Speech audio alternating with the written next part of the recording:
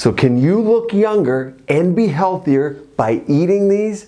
I think this video might just shock you, as apples may be the forgotten nectar. Now, they don't have everything in them. There's a few things you need to add, and you need to eat the right amount in the right way. But the key ingredients that they're missing that you can add to be healthier, get glowing skin, I'll give you a little data on even how you can lose weight with them. Let's dive in.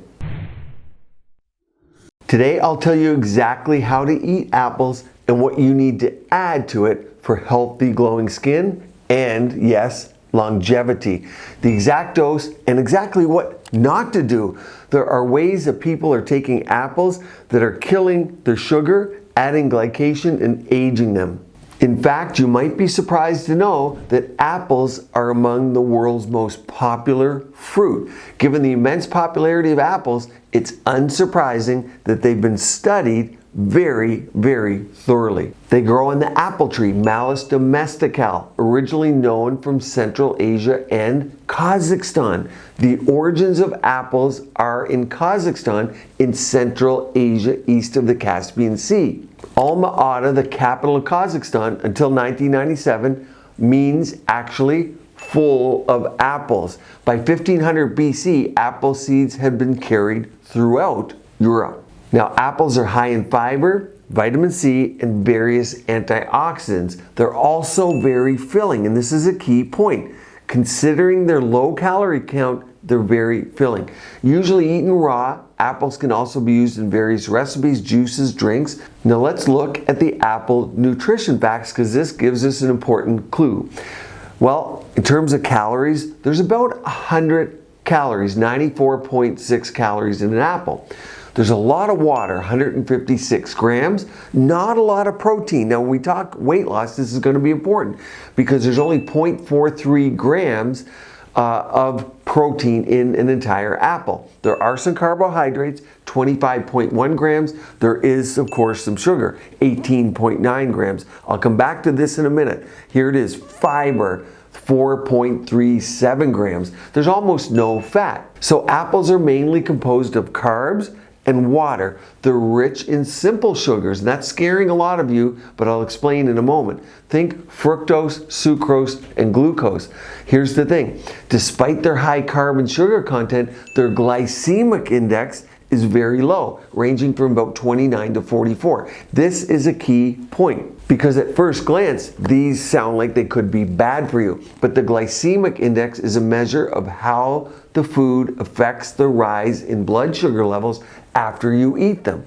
Low values are associated with various health benefits. I ran into a friend the other day, and he's healthy, he doesn't have diabetes, but he's monitoring his sugar. Went for coffee, he goes, you know what, I'm gonna treat myself, just have a little cookie. And he's checking his sugar to see what the cookie did. Maybe a little extreme, but it shows you how people are really following their spikes in sugar. And there's something to this, but the glycemic index gives you a clue. And the apple will give you a low spike, which is very, very important. The glycemic index is low because of the high fiber content and polyphenol counts. Apples are very rich in fiber. The single medium-sized apple, about 182 grams, will contain 4.37 of this nutrient, which is approximately 16% of the daily value. So it's quite high. Now here's the key. A portion of their fiber comes from insoluble, which is the key, and soluble fibers called pectin. Soluble fiber is associated with many health benefits, partly because it feeds the friendly bacteria of your gut. It increases satiety, making you feel full, delays gastric emptying, so it slows everything down and kind of satiates your hunger feeling for quite a long time. Now, if we're talking vitamins and minerals, apples boast many vitamins and minerals. Though they're not particularly high in any one, they are a good source of vitamin C. As you know, you need vitamin C for collagen production and skin glow. You can see here, specifically, the vitamin C has been shown to stabilize collagen mRNA. We know the exact mechanism, thus increasing collagen protein synthesis for repair of damaged skin. So you see, we know the exact mechanism with vitamin C. It's one of the most studied skincare ingredients on the planet, and we know the exact mechanism by which it works. Vitamin C is also called ascorbic acid, and this vitamin is a common antioxidant in many fruits. It's an essential dietary nutrient that has many important functions in your body other than collagen building. But when you're talking collagen building, what are you missing other than C that you need to add outside of the apple? Zinc, silica, and vitamin A. And if you're not taking those, something like my Plasma Restore vitamin has all of those plus C, but taking it with apples is going to really boost your collagen and skin glow, especially zinc and C together. Now, there are also many key compounds in apples that likely you didn't know about. There's 3 I want to talk about. Quercetin, and that's a nutrient that occurs in many other plant foods, but it has anti-inflammatory, antiviral, anti-cancer, and even antidepressant effects, and they're abundant in apples. Quercetin is known for its skin soothing and anti-inflammatory activity.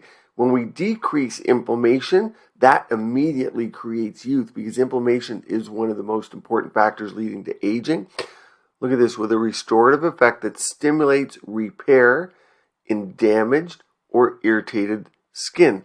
So it's something that we've definitely studied over the years, and all these are important factors to gain beautiful glowing skin, because we're getting damage all the time, whether we know it or not. We're getting it from the sun, from pollutants, from makeup, and from just the decrease in machinery of our cellular function. Next is catechins. Now, this is a natural antioxidant. It's also present in large amounts in green tea, and particularly I did a video on green tea extracts. It's been shown to improve also mitochondrial health. The next is chlorogenic acid, also found in coffee. Chlorogenic acid has been found to lower blood sugar and help with weight loss. Now, while we're on weight loss, let's talk about 2 properties of apples that help with this entity. Number 1, they're high in fiber. Number 2, they're low in calorie contents, and that makes them weight loss friendly. In one 12-week study, women who were instructed to eat 1.5 to 1.5 large apples, that's about 300 grams per day, lost 3 pounds over the course of the study. Now, what should you not do with apples? You don't want to drink apple juice. The glycemic index is very high, and there's no insoluble or soluble fibers. The best way to keep apples' nutrition intact is to eat them raw.